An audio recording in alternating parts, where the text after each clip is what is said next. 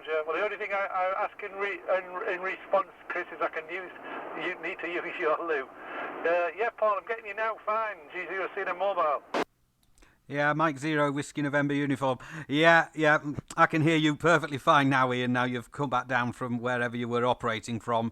Yeah, normally I would hear you pretty well from up there, but obviously you were using the whip on the roof of the car, I'm guessing.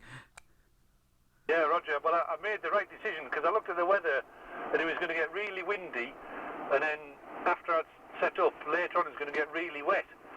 And I thought, well, I'll just use the mobile setup rather than get outside with masts and ropes and corlinears. And it was the right decision because the wet wasn't wet, it was snow.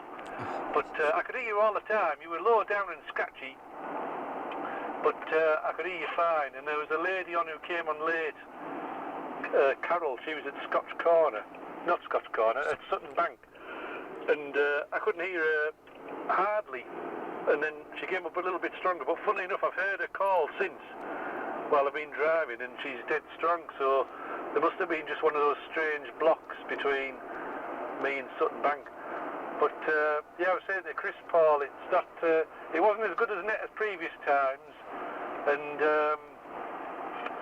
I think that the 12 o'clock starts too early. So people are having early Christmas lunch, I think, and that's what people were saying.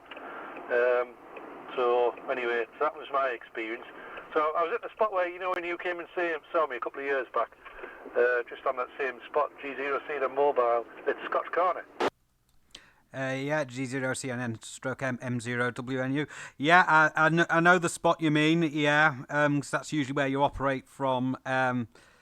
Anyway, yeah, I didn't realise it was actually snow up there. I thought the snow would have passed us by, but obviously not.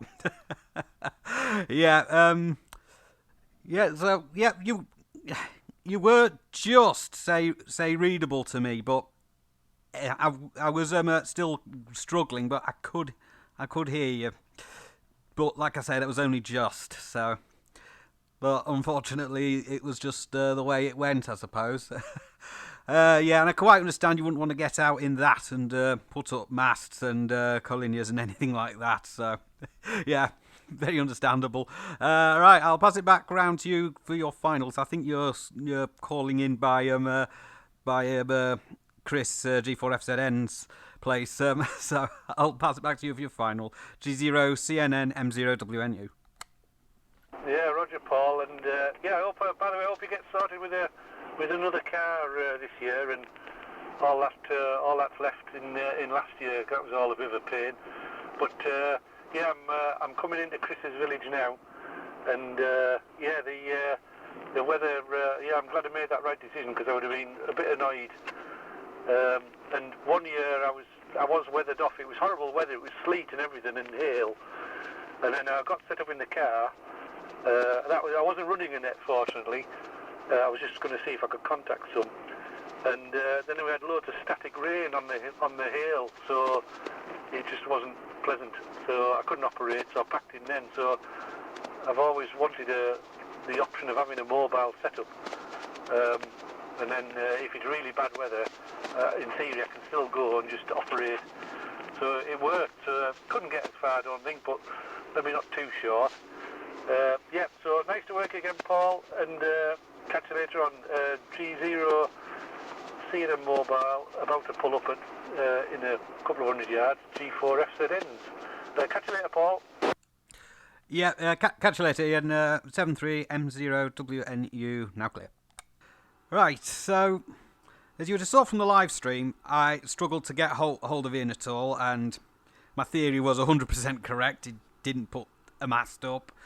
He was using the mobile whip on the roof of his car, which, to be honest, given the weather he just said was up there, I don't particularly blame him.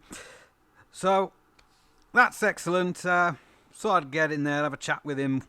Now I could hear him, and, you know, that would be quite nice as a nice finish off for the day. Anyway, I shall catch you in the next video. So now I need to take all this stuff off my head.